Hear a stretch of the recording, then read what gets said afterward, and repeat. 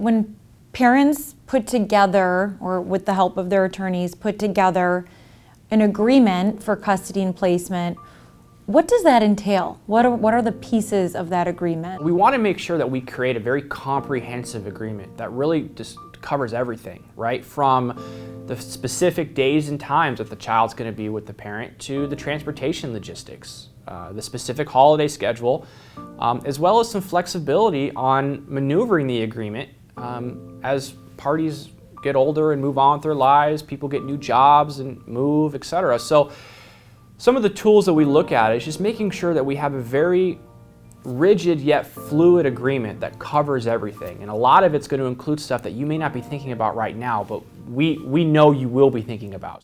When there are minor children involved in a family law action, the state of Wisconsin will require a parenting plan. So regardless if you were married or never married, work with your attorney to get it right now. Doing so will help alleviate future conflicts and allow you and the other parent to raise your children together, but separate. Other tools, if there's communication issues, things like Our Family Wizard, which is a communication tool base that is fantastic because it allows for parties to communicate very effectively, and it works great for allowing for that communication. Other things is just getting like a shared calendar, right? Maybe even a Google Calendar where the events, school events, sports, activities are put in this calendar so everybody's aware of what's going on in the child's life. Have you seen clients of yours use these tools in situations where they're not necessarily great at communicating with each other, either by phone or text? Have you seen them be able to effectively use the tools you just described? Yeah, I have, right? And I think it really comes down to how much are you willing to invest in proper communication? And I know a lot of times it's easier just to pick up your phone and send a quick text message or give a quick phone call or have a quick conversation in the parking lot when you're making the exchange. And I understand that. And most of the time, that's going to be how you communicate. But these tools allow for that additional record keeping, if you will, too. It allows for that additional line of communication that could just make sure that everybody's understanding of what's coming next and being on the same page. We find that a lot of people who use these tools are ones who probably initially had issues with communication or co-parenting skills, and have found that having this resource has actually really helped them grow their co-parenting skills. In fact, what we come across a lot of the times is some of the parents who already believe that they have good co-parenting skills and they get along, which is fantastic, they're already starting from a good place, but they sometimes will overlook it. Like, oh, we communicate really well. We don't need those tools, or oh, we don't have to be super specific in our agreement. We're going to work it out. We have a good relationship now. And unfortunately, sometimes those are the parties who are usually calling us up a couple years later saying, hey, you know, there's this issue, there's that issue. I want to make sure that it's covered, and you know, that's why it's important to get it right the first time, even if you already do have a good co-parenting relationship at that time. And I suppose those, Our Family Wizard apps, calendars, it's nice to have things in writing. I can imagine verbal communication, even text messages get lost in the shuffle, but to have some sort of documented exchange between the parties can be helpful. So going back to the parenting plan that you were describing, we talk about the terms custody and placement. How are they different? Describe how those two concepts have different meanings. Sure. Well, it's kind of a high-level look at it, right? Placement is just the physical time the child's with each parent, right? The day-to-day. Custody, though, is the decision-making involved with the child, the school the child goes to, the religion the child might practice, the holidays, the holidays that they'll engage in, things of that sort. So a good way to kind of look at it is placement is physical time with the child, and custody is those major decisions.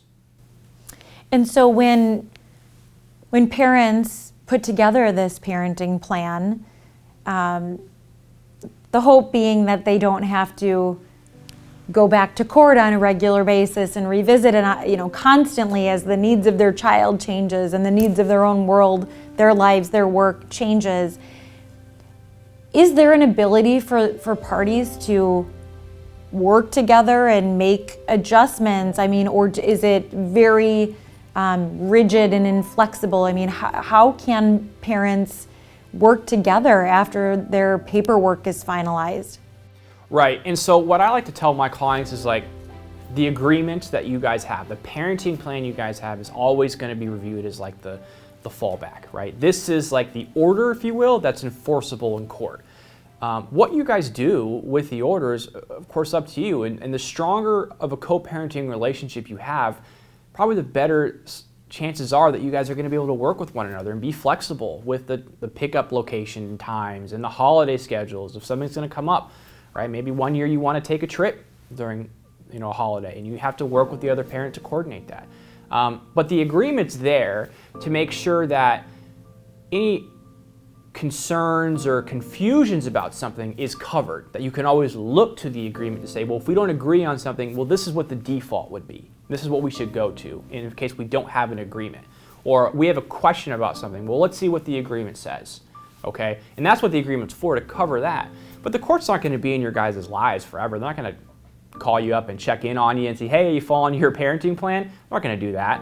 They trust that you guys are going to be able to coordinate it and work through it in the best interest of your child. And when things come to an impasse, then you refer to the parenting plan. That's why it's important to have it be super detailed, but also allow for that flexibility as well, to where you guys can make decisions on your own and not need to always reference it. Have you ever seen a court penalize or scold parties for having that flexibility, or swapping weekends or switching holidays? Have you ever seen anything like that in your practice? Oh, you're going to jail if you swap holidays. No, no, not at all. In fact, courts encourage it, right? Because that demonstrates good co-parenting skills.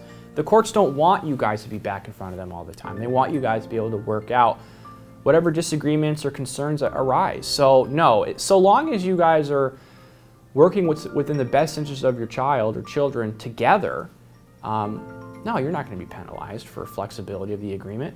But I would say, though, that if there's a drastic change to the agreement, let's say, for example, you guys are exercising one particular placement schedule and you verbally agree to change it to something much different, then those might be circumstances where it might be worth reaching out and seeing how you can put that into the agreement, incorporate it into the agreement, get it in writing.